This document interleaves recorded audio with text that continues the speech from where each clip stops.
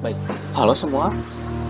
Pada kesempatan kali ini, saya akan menjelaskan sedikit mengenai hubungan antara tidur dengan obesitas. Banyak yang belum mengetahui bahwa ternyata pola tidur dari seseorang sangat berpengaruh terhadap bagaimana postur dan bentuk tubuh dari orang tersebut. Di mana pola tidur yang baik tentunya akan menghasilkan individu yang produktif dan juga cenderung memiliki bentuk tubuh yang baik dan sehat. Pertama, saya akan menjelaskan dulu mengenai tidur. Apa itu tidur? Tidur itu adalah suatu keadaan yang normal dan akan dan pasti dilalui oleh setiap manusia. Rata-rata orang menghabiskan sepertiga harinya untuk tidur. Mengapa? Karena setelah seharian mereka melakukan aktivitas, bekerja, sekolah, belajar, dan lain-lain, maka tubuh manusia ini perlahan-lahan akan mulai mengalami hal yang namanya kelelahan. Nah, selain lelah ini, ternyata tubuh manusia itu ketika malam akan dibantu juga dengan faktor eksternal, di mana ketika malam hari cahaya akan mulai meredup, cahaya akan mulai meredup, dan itu merupakan salah satu faktor yang kuat untuk mendukung seseorang untuk tidur. Nah, ini adalah sedikit mekanisme sederhana bagaimana faktor cahaya tadi bisa membantu dan menciptakan suatu lingkungan yang ideal bagi seseorang untuk akhirnya jatuh dalam tidur. Jadi pertama, nanti cahaya itu akan diterima oleh melanopsin di retina,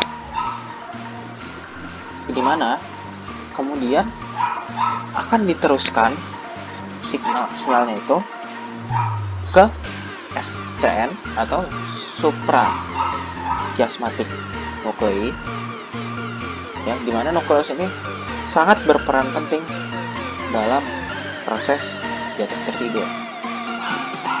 Karena nanti suprachiasmatic nuclei ini yang akan mengolah status dari pencahayaan di sekitar kita.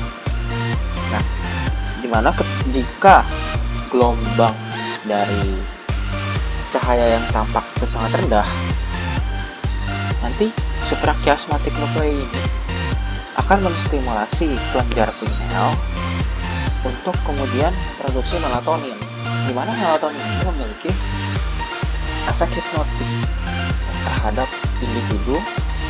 Nah, sama seperti seseorang, kalau misalnya Anda melihat di TV ketika seorang hipnotis dia akan jatuh tertidur, beda ya di sini adalah bukan dilakukan oleh orang lain, tapi dari otak manusia sendiri. Ada lagi, yaitu namanya circadian rhythm. Ritme circadian yaitu siklus aktivitas dalam sehari. Seperti yang tadi sudah saya sebutkan, circadian rhythm atau ritme circadian ini adalah siklus sehari-hari dari aktivitas biologis seseorang.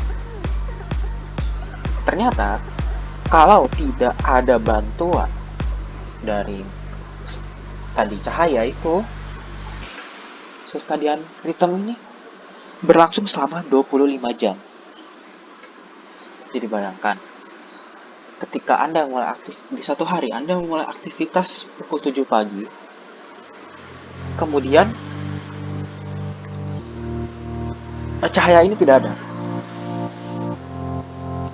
Tidak ada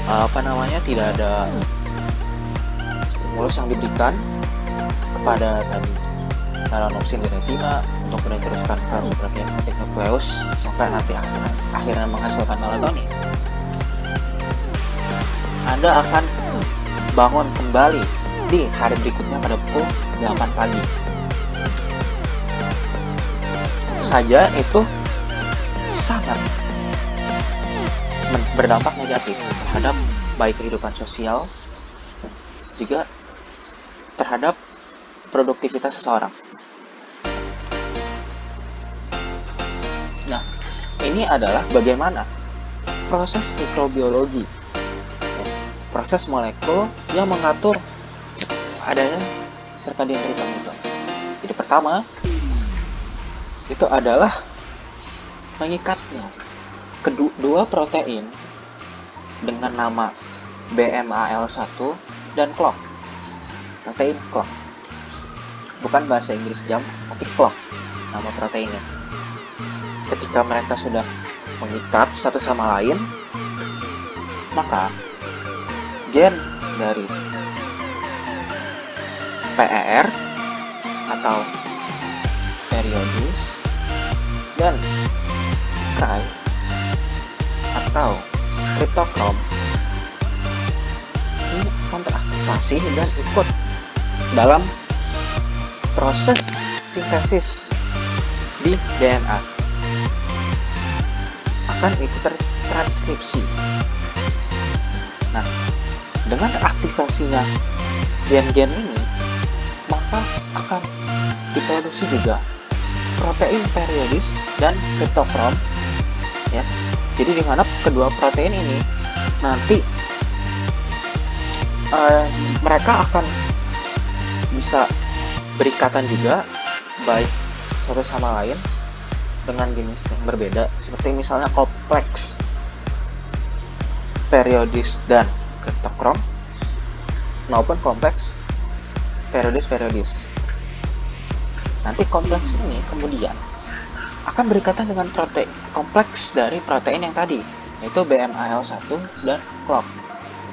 Nah, pengikatan kedua kompleks ini akan menginhibisi atau menekan dari transkripsi mRNA gen PER dan CRY. Nah, jadi secara tidak langsung mereka menekan pembuatan mereka itu sendiri, ya, protein periodis dan cryptochrome ini mereka menekan produksi mereka itu sendiri,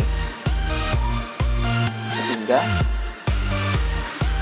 gen dari periodis dan cryptochrome ini akan di shutdown, menjadi tidak aktif.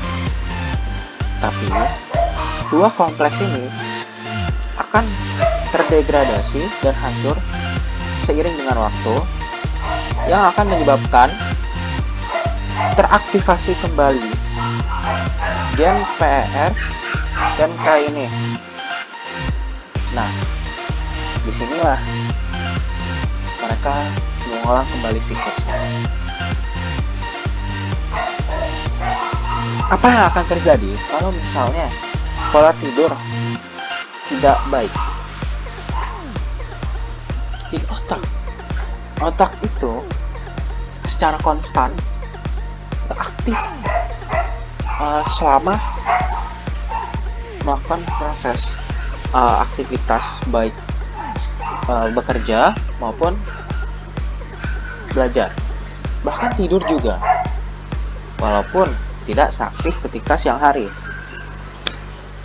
Jika diandai katakan otak ini seperti komputer yang juga memerlukan istirahat dan bisa istilahnya overheat, ya, dimana program ini akan dimana seperti komputer bisa mengalami suatu overheat atau kerja yang berlebihan. Nah, istirahatnya di sinilah yang disebut dengan tidur. Ketika seorang kekurangan tidur, itu akan menurunkan konsentrasi, keawasan terhadap lingkungan sekitar, dan juga fokus.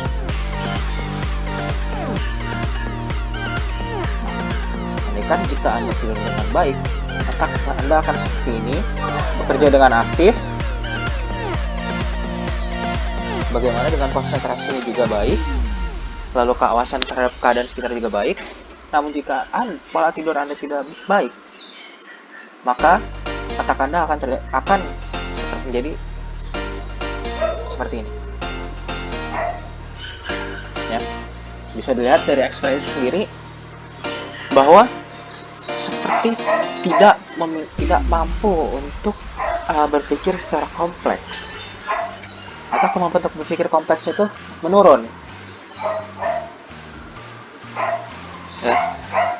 Nah, selain dari otak, ternyata tidur juga mempengaruhi proses metabolisme, di mana itu merupakan salah satu modulator yang penting, pengatur yang penting dari neuroendokrin atau kelenjar yang kerjanya distimulasi secara langsung oleh saraf dan juga metabolisme dari glukosa.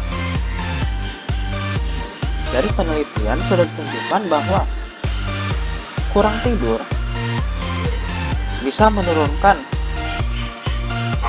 proses metabolisme. Ya, bukan hanya menurunkan saja, bahkan mengubah. Jadi tidak hanya menurunkan, bahkan bisa juga meningkatkan. Dan juga terjadi perubahan terhadap kelenjar, di mana termasuk di sini adalah toleransi terhadap glukosa yang menurun, sensitivitas insulin yang menurun, kemudian juga ada meningkatnya konsentrasi kortisol. Selain itu, ada juga meningkatnya level dari hormon grelin dan menurunnya level dari hormon leptin, dimana ini akan berpengaruh terhadap appetite atau nafsu makan. Karena grelin ini adalah salah satu hormon yang menstimulasi adanya rasa lapar, sementara leptin yang menstimulasi otak untuk memberikan rasa kenyang setelah makan.